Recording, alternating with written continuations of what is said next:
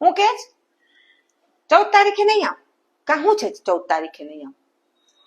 અરે બાપા Valentine day છે તેમાં તારે શું મનાવાના હોય? વેલેન્ટાઇન ડે 10 વર્ષ થઈ ગયા લગ્ન ને વેલેન્ટાઇન ડે છે અને 15 નહીં આવ કા 15 શું છે વળી? એનિવર્સરી છે તે તાર બબે ગિફ્ટ આપશે? વેલેન્ટાઇન ડે ની અલગ અને એનિવર્સરી ની અલગ. લે બોલો, આ લોકો જો 2 ગિફ્ટ અલગ આપશે.